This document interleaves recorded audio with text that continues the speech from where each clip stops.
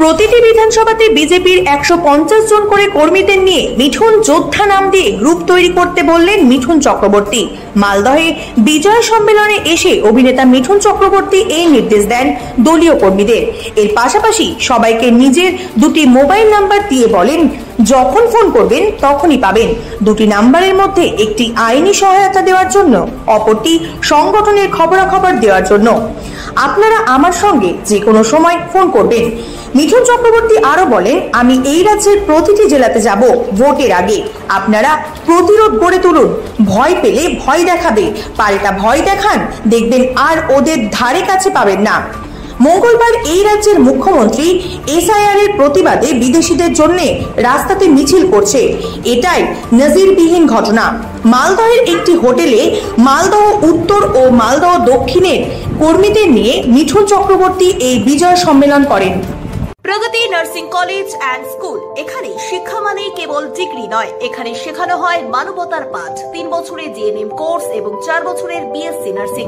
আধুনিক ট্রেনিং, অভিজ্ঞ guidance, 100% placement, সবই একই ছাদের নিচে। ঠিকানা রানীডাঙ্গা, কালারাম, শিলিগুড়ি।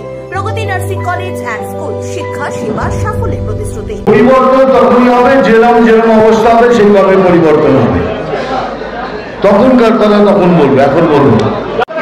এইটা বলতে আছে এমনি অ্যাকশন অ্যাজ এ রিয়াকশন।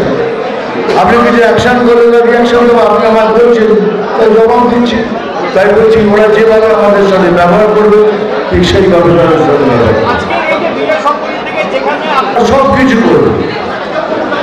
প্রতিবাদ থেকে শুরু করে, অবরোধ থেকে শুরু করে, যখন যেখানে যা দরকার হবে এই আমার যোদ্ধারা সেখানে দাঁড়িয়ে যাবে।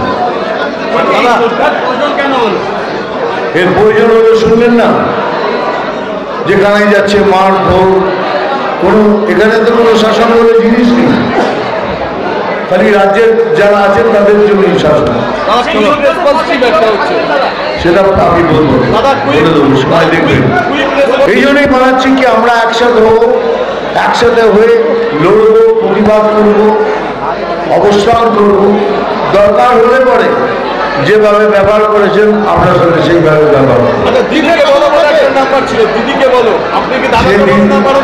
আমি দাদাকে বলার কথা বলছি না, আমি একটা নাম্বার দিয়েছি, সেই নাম্বারে অনেক কাজ হবে। আমাদের সাংগঠনিক কোনো প্রবলেম থাকে আমি সেটা সলভ করব।